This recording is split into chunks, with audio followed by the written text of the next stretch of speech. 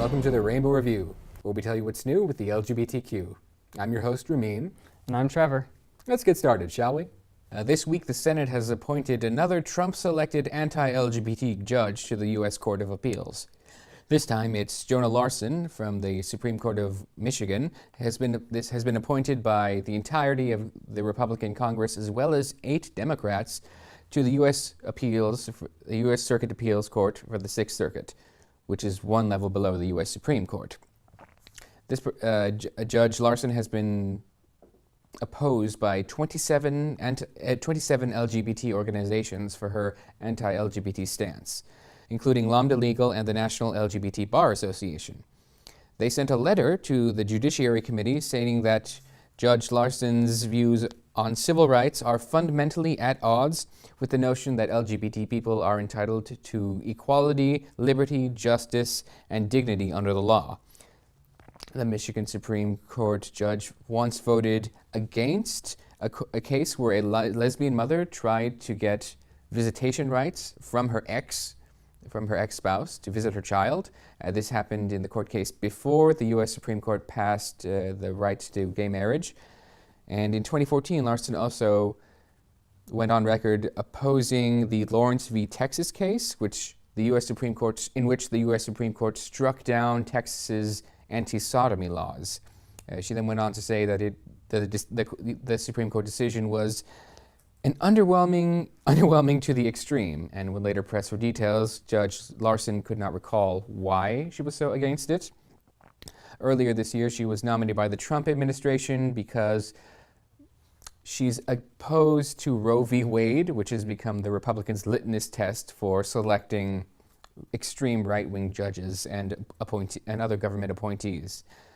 Vanita Gupta, the CEO and president of the Leadership Conference on Civil and Human Rights, said that jurists should be fair and independent and not ideological warriors who have to pass a right-wing litmus test in order to be appointed. Lauren is the second of 4 conservative judge nominees who the Senate is going to be confirming this week to the U.S. Circuit Court of Appeals. She has also, in the past, taken money from the Alliance for Defending Freedom, which is a very anti-LGBT discriminatory group, which defended forced sterilization of trans people. Republicans in the House and Senate have passed non-binding budget resolutions, and these proposed cuts to the healthcare spending would particularly massively affect Medicaid, Medicare, and the ACA, the Affordable Care Act, as well as deeply impacting bisexual people. The budget that's being proposed would add a $1.5 trillion U.S. budget deficit. Bisexual people who statistically have a lower income, who are less likely to have health insurance, and more likely to have a disability than gay, lesbian, and heterosexual people, are going to be facing huge and devastating results from this health care cut. The Center for American Progress has said that 19% of bisexual people lack insurance, compared to a 6% of gay men and a 4% of lesbians. And without subsidies, bisexual people will struggle to access affordable care. In one study by the Centers for Disease Control and Prevention, 16% of bisexual people reported not getting needed medical care in the past year due to cost, compared to 12% of gay and lesbian people and 8% of heterosexual people. Among bisexual transgender people, the percentage would double. Among transgender people, 42% of bisexual transgender people report having a disability. Medicaid currently covers around 1.8 million LGBT adults. And that also includes a 31% of LGBT adults living with a disability and 40% of LGBTQ adults with income under 250% of the federal poverty level. If you need health insurance, you can go to the website outtoenroll.org. There you can enroll. The plans are still open. They start on November 1st, that's passed, and it ends December 15th. So you're still available, you still have a shot. If you're listening to this, if you're watching this, go take care of that if you still need to. A federal judge has blocked enforcement of Trump's ban on transgender servicemen in the military. U.S. District Judge Colleen Collar-Cotley has said that the Trump administration's memorandum on the issue does not appear to be supported by any facts. Several soldiers serving in the military who are trans have gone on record stating that they're afraid that this new policy will negatively affect themselves, their families, and their careers. And while the Trump administration has defended its decision to use this memorandum in order to stop trans servicemen because it's going to cut military costs, the actual evidence has shown that providing health care for transgender individuals is a minuscule cost to the military overall. So Trump's memorandum came about a year after the Pentagon's 2016 decision to allow trans servicemen to lift their ban on trans servicemen. And this Monday, the court's decision will require both the Trump administrations and the plaintiffs in order to file a joint status report of what they're going to do next and how to proceed with the court cases. The deadline for which will be the 10th of November.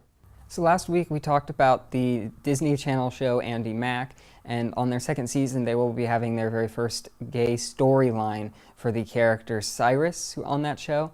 And the anti-LGBT group 1 Million Moms took an issue with this, and they started a petition online and called to boycott Disney. And the petition reads that basically they're looking for what they call family-friendly television to be promoted on their channels, and they feel that the inclusion of a gay character, a gay storyline, does not fall in line with that idea. And so they put out this petition.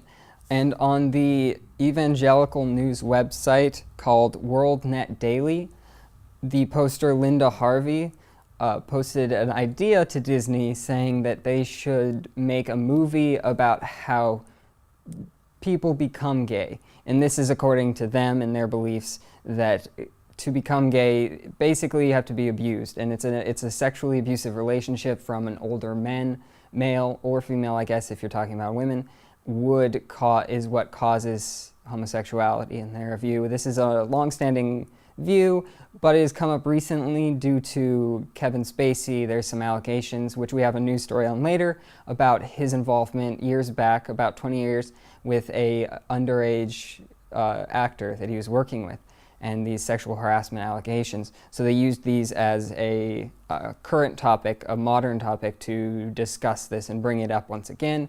And their idea for a movie would be that in the movie we would discover a young boy who is, not sexually, wouldn't be seen as homosexual, but then is abused and afterwards starts showing homosexual behaviors. And this would show that the sinful behavior of homosexuality. This is not the first time 1 Million Moms has gotten angry at the Disney Channel. They've done it at least 3 times, I believe, this year already. One of those was for the Disney XD animated show Star vs. the Forces of Evil, where at a concert, I guess, some audience members in the crowd began kissing a bunch of the couples within the crowd of this concert, and some of them were same-sex couples. Another show that 1 Million Moms got upset about was the show Doc McStuffins. This is an animated show, and on this particular episode, 2 mothers, they were a same-sex couple, a lesbian couple, and they had kids, and it was all about sort of bringing their family back together after a disaster, specifically an earthquake. The creator of the Doc McStuffins show, Chris Nee, says this about what the 1 Million Moms put out. Quote, "I always envision Doc McStuffins as a show about what it means to accept everyone as part of our community." Hong Kong is going to be the first Asian city to host the Gay Games in 2022. October 31st of this year in Paris, it was voted on that the city of Hong Kong will host the upcoming Gay Games in 2022, beating out Guanajuato, Mexico, and the United States. This win comes as a great boost to the gay rights movement that's happening across Asia right now. Earlier this year, Taiwan's constitutional court declared that same-sex marriage is in fact legal in Taiwan. So The FGG, the Federal Gay Games, is the largest gay, lesbian, bi, and transgender global sports and cultural gathering events across the world. And the organizers state that you don't have to be gay to participate, or trans, or etc. The games are expected to boost the local economy in Hong Kong by upwards of a literal billion Hong Kong dollars, which is roughly around 128.19 million USD. Good for them. It's going to take place. The current games will take place here in Paris, upcoming in 2018, and will take place between August 4th through August 12th. It'll feature 14 cultural events, 15,000 participants from 70 countries, an academic conference, and 36 sports. This is good for overall gay people and the various LGBT groups across China, which face discrimination on a daily basis, because in mainland China there is no protection towards gay LGBT individuals whatsoever.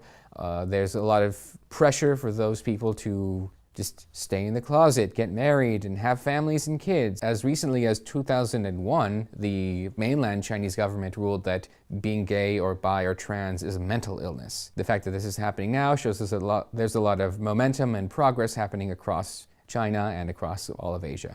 A Liverpool eco-journalist named Josh Perry has launched a petition to make the gay cure therapy illegal in the UK. It is currently legal to practice this so-called therapy, but it has been banned under NHS. The government had rejected previous attempts by LGBT activists to get the conversion therapy banned from use. Josh Perry argues as follows for the banning of gay conversion therapy, quote, "Earlier this year, the Department of Health acknowledged that conversion therapy is not only ineffective but also dangerous. Studies show that those who undergo conversion are 8.9 times more likely to have suicidal thoughts and 5.9 times more likely to suffer depression." Jackie Doyle Price, the conservative health minister, says that in the country they're not aware of any conversion therapy occurring, and this came out just a week after an interview had been conducted on Good Morning Britain with someone who actually does practice gay conversion therapy and has a business around it. This is Dr. Davidson,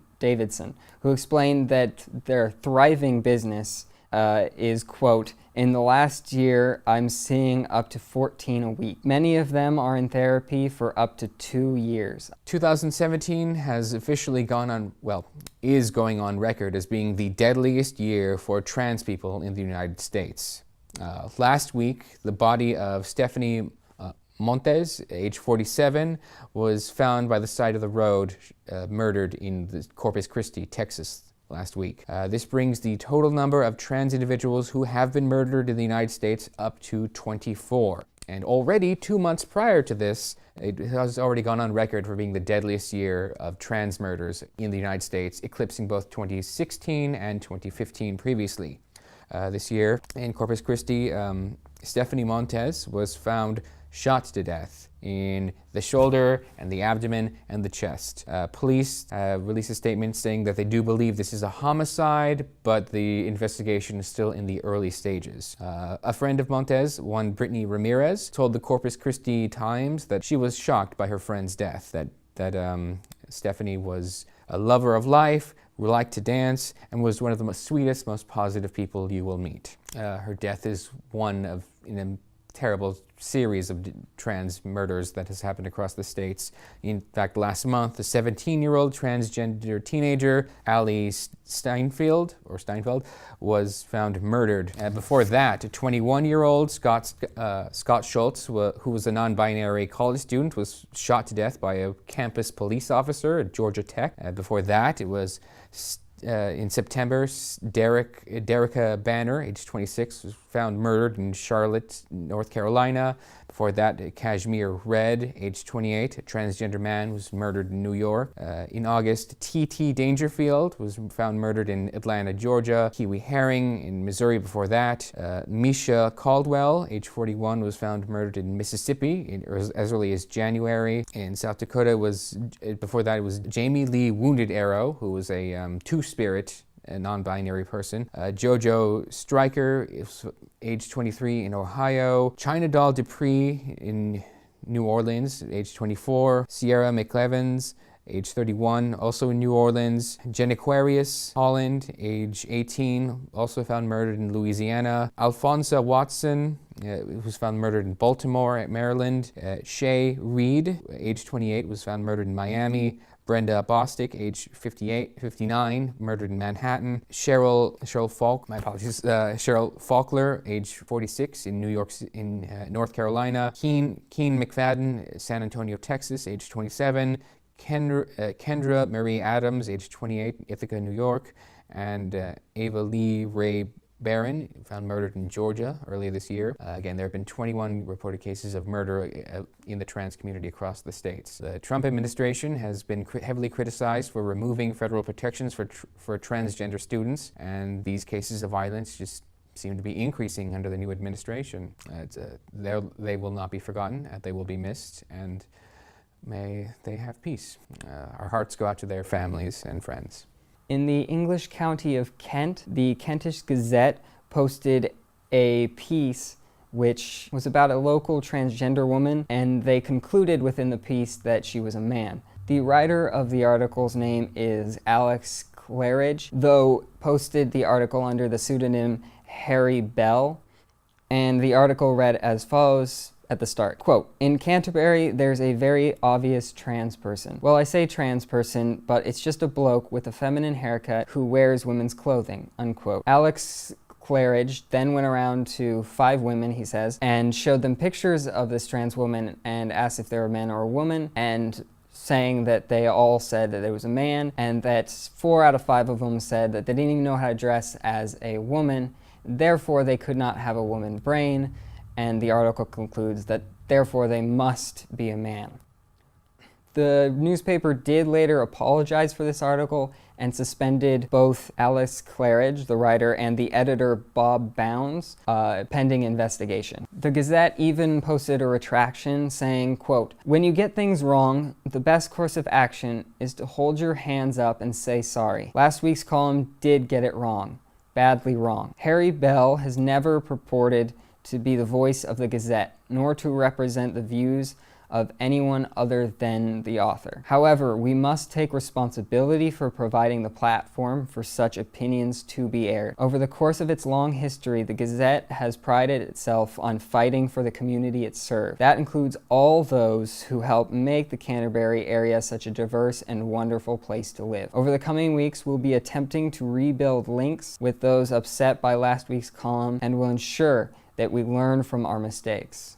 So in Texas, the Roger Beasley Mitsubishi car dealership is being sued for firing Bradley Rudkin, a transgender man who was fired from his office on August 1st of this year. He was a general sales manager at the Mitsubishi car dealership and is suing for wrongful termination. Lawyers in defense for the car dealership filed a motion to dismiss the lawsuit, claiming that the business has the right to fire Rudkin as an exercise of free speech. Prior to his firing, Rudkin was a very celebrated manager at the dealership, and in the first year of his being hired there, helped earn a bonus of $750,000 in an upswing in revenue for the company. But upon the very first few weeks of being hired there, Bradley Rudkin did face discrimination at the dealership. Once the VP of the company outright asked, "Are you a cross-dresser?" And 2 weeks prior to being fired from his job, the sales manager faced rude comments from a fellow employee who made rude comments about his girlfriend, who was also a transgender woman. just making rude comments about their genitals. So there's this court case the court case is following wrongful determination. Lawyers state that by invoking the First Amendment protections, the Mitsubishi lawyers are admitting that basically Bradley was fired for his gender identity. Furthermore, the lawyers and defenders for the dealership are arguing that the First Amendment right guarantees an employer the right to out an employee to the public. The court case is still ongoing, and it's just an example of terrible abuse of our First Amendment rights, which is a very popular tactic. Russia and Egypt are teaming up together to spit in the face of LGBT rights across the world and possibly threaten world peace as a result. Hyperbolic? Maybe.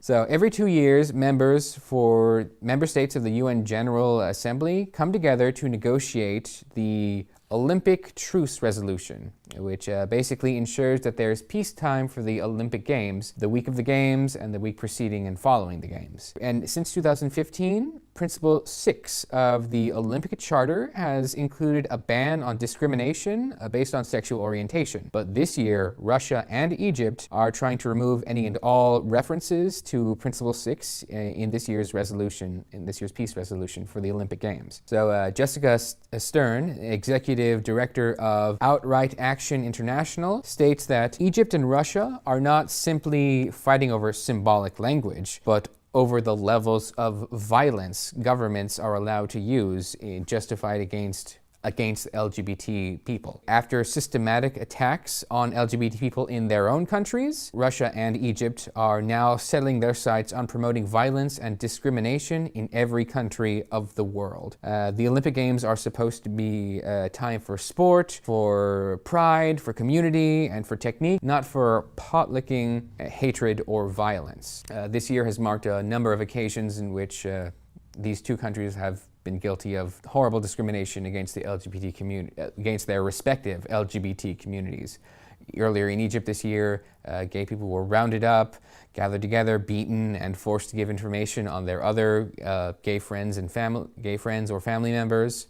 And what's going on in Russia, we all know about Chechnya, which is a republic in the Russian Federation, which has been participating in what has been called the gay purge. So both of these countries are coming after gay rights, not just in their home turf, but across the world. This week, allegations have been coming out against Kevin Spacey for sexual harassment. This started with young actor Anthony Rapp, who accused Spacey of making an unwanted sexual advance on him when he was a minor at the age of 14, while Kevin Spacey was 26. The two were working on a play together, a Broadway play, and Spacey invited Rapp to a party at his place. This was 1986, and Rapp said that he spent most of the time just watching TV in Spacey's bedroom until the party was over. When the party was over, Kevin Spacey appeared in the doorway, clearly drunk, and made sexual advances toward Rapp. And at that point, Rapp did what he could to get out of the situation. He did not come forward saying this to anyone because at the time he wasn't out as gay himself, so he didn't go to his mother, but only told a few friends, but only recently, due to the allegations against Harvey Weinstein, decided to speak out. Anthony Rapp says this, quote, "The only way these things can continue is if there's no attention being paid to it," unquote. After Anthony Rapp made these claims, Kevin Spacey took to Twitter saying that he doesn't remember the incident, though he does say that he was probably drunk and that he's apologized for whatever might have occurred, and chose this time to also himself come out as gay officially. And now to Susan with the editorial. Good evening. For the past few weeks, we've been bringing you stories about gay men being detained and probably tortured in some other countries. It started last April when gay men were arrested in Chechnya. Not only were they being arrested in a gay purge, but they were tortured and some are believed to have been killed.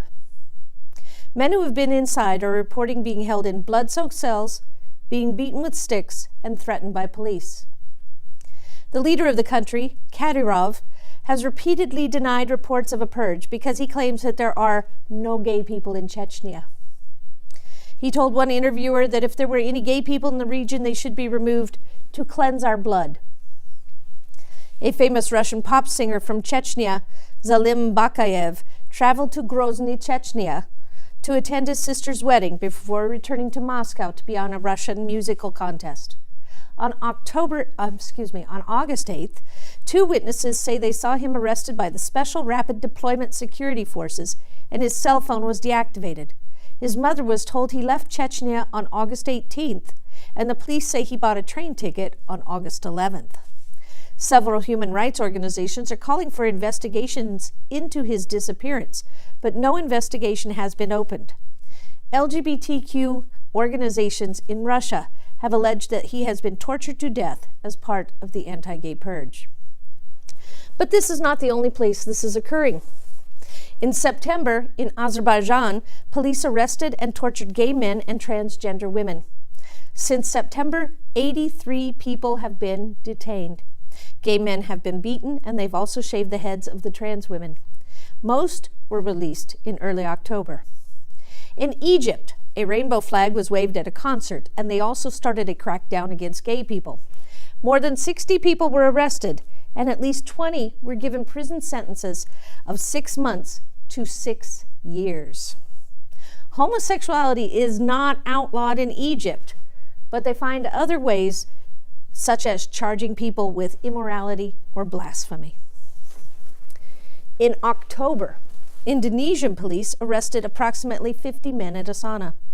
Homosexuality is also legal in Indonesia, in most of Indonesia, but the government is constantly trying to find ways to still crack down on these people. They use the country's tough anti-pornography laws as ways to entrap gay men.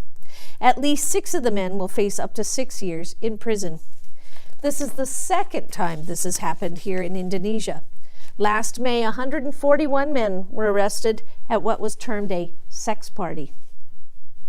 The United Nations condemned the crackdown, saying that authorities in Azerbaijan, Egypt, and Indonesia had violated international law. They also demanded anyone detained due to their LGBTQ identity in Azerbaijan, Egypt, and Indonesia be released immediately. Yet, without the voice of the United States at the UN, we have voted no against the death penalty for LGBTQ people, and we've declined to make any statements, even though we're part of the LGBTQ UN committee. Without our voice, the rest of the world sees that there is no force behind the UN's proclamations. The other 2 strongest countries that are members are China and Russia, both known to be strongly anti-LGBTQ. Since the beginning of the purge in Chechnya, 79 people have been evacuated, 27 of whom had been once detained and tortured. So we do know that this is happening because we have eyewitness accounts, people that were actually there and had this happen to them. Although some European countries are taking the refugees, only Canada has truly been welcoming the gay men and granting them asylum. The United States has not.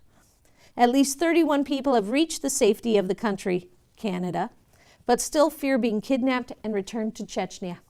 Although these detentions started last April, it took until June for the U.S. House of Representatives to approve a resolution condemning the crackdown. U.S. Representative Elena Ross-Lehtinen said, "As a country, we have the responsibility to promote our deepest, cherished American values and reaffirm our commitment to fundamental freedoms, especially for those who are under the shadow of oppression and tyranny." It took until November 1st, 7 months later, for the U.S. Senate to also pass such a resolution. Senate Resolution 211 on Wednesday, this last Wednesday, condemns the November 1st, condemns the anti-LGBTQ persecution and violence in the semi-autonomous Russian region of Chechnya. The Trump administration has never said a word regarding the matter, there or in any of the other countries that have done this. This is disgraceful and sends a clear message that they are not interested in the rights of LGBTQ people here or anywhere else. Human Rights Watch and other human rights organizations have called for investigation into the arrests and deaths attributed to these heinous detentions. But there is no evidence that any investigations have commenced in any of these countries. If the USA and other countries do not step up and demand that there be investigations and that the detentions stop, I fear that anti-LGBTQ countries will see this as a clear signal that they can do whatever they wish to do to our community and no one will hold them accountable. All right, thanks, Susan. All right, that's our show. I've been your host, Ramin. And I'm Trevor.